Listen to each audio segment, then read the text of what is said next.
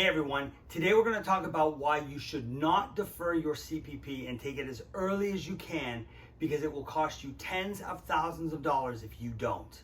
Let's go behind the vault. Hey everyone, Angelo BehindTheVault.net. So today we're going to talk about the real break-even of Canada Pension Plan. I'm going to debunk all these ideas of why it's such a great idea to defer your CPP. I've said for a long time, you take it when you retire. If you retire at 60, take it at 60, because it's better to spend the government's money before spending your own. People will tell you, and there are lots of videos on YouTube that will showcase this, if you defer your CPP from 60 to 65, the break even is about age 74. Let's assume that your CPP is going to be $1,000 a month from age 65 to age 74.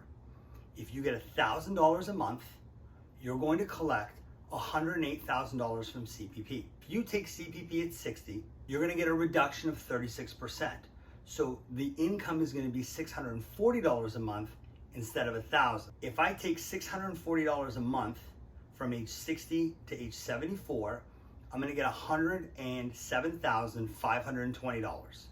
So let's call it about even. Now people will go, oh, well, see, it's the same. If I defer, age 74 is my break even. No, it's not.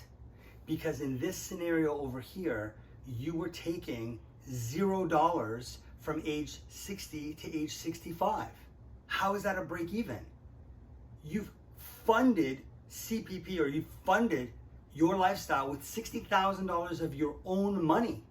So really at age 74, you're at $108,000 that you've collected from CPP, but it's cost you $60,000 to do it. So by my math, you're only ahead by $48,000. Let's say I take CPP early, I take the reduction of $640, but I also need $360 to top me up to $1,000 a month. And let's use that same $60,000 to keep the example even. See, in this scenario over here, you're plowing through that $60,000 in the first 5 years because you're getting nothing from Canada Pension.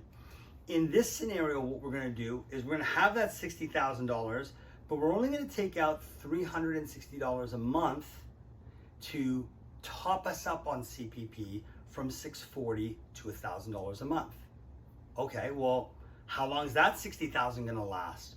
At a modest rate of return of 6%, that money will last you 30 years. So I won't deplete this pot of $60,000 for 30 years. Now I'm age 90. By my math, the true break even is age 90, because in this scenario, you got to spend $60,000 to get that extra bump up at 65. In this scenario, yeah, I'm spending that $60,000, but I'm doing it over a 30-year period. People will say to me, well, who cares? Like, it doesn't matter. And you know what? Here's the thing. It does matter. And why it matters is this. You've worked hard for your money. And there are three types of people when it comes to their attitude towards legacy. See, there are people in this country that say, you know what? Whatever. I've earned it. I've saved it. I'm going to spend it however I want. And when I'm gone, whatever's left is left. Who cares? And that's okay. If that's the position you take, that's fine, no problem. The second type of person says, you know what? I've scratched and clawed for everything I've earned in this lifetime. And I'm not just gonna hand my money over to the government when I die. I want it to go to my spouse. I want it to go to my kids, my grandkids, my charity, an organization that I'm passionate about. I wanna call the shots on where my money goes. And the third type of person says, I'm not gonna wait till I die. I'm gonna start chunking out my inheritance now and give my kids or grandkids a bit of a leg up, or give my church or my charity or the organization that I'm passionate about a leg up. And I wanna see what they're gonna do with it. I wanna see them enjoy it. And guess what? There's no wrong answer. It doesn't matter which of the three you are. But if you're the first person that doesn't care, it doesn't mean that everybody doesn't care. So let's talk about this.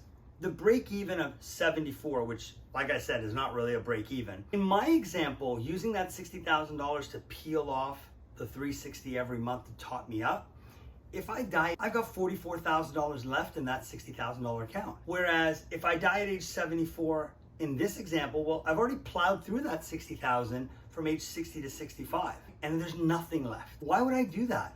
Why would I fund my lifestyle in the younger years when the probability of death is lower versus just letting the government do that? It just doesn't make sense from a totality point of view. The other thing to think about is this: if you don't live to the break even, so let's say you say, oh, I'm going to defer CPP because I want more money later.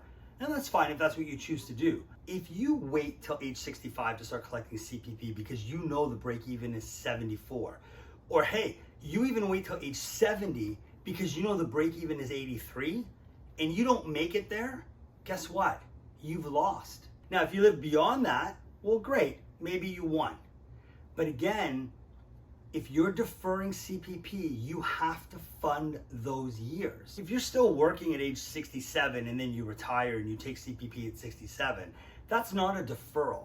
That's taking it when you retire, like you're supposed to. But if you're retiring at 60, chances are you've got the cash to do it, or you wouldn't be retiring.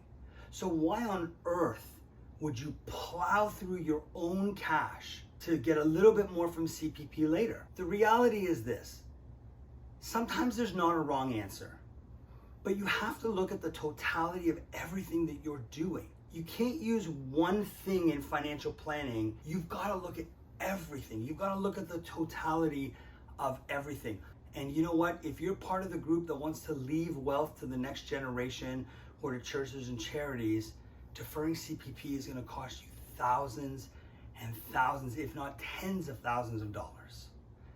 You've been behind the vault. Hey, you know where the comment section is. I know this is going to be a fun one. Smash that like button on the way down. Don't forget to subscribe right here, and here's our next video.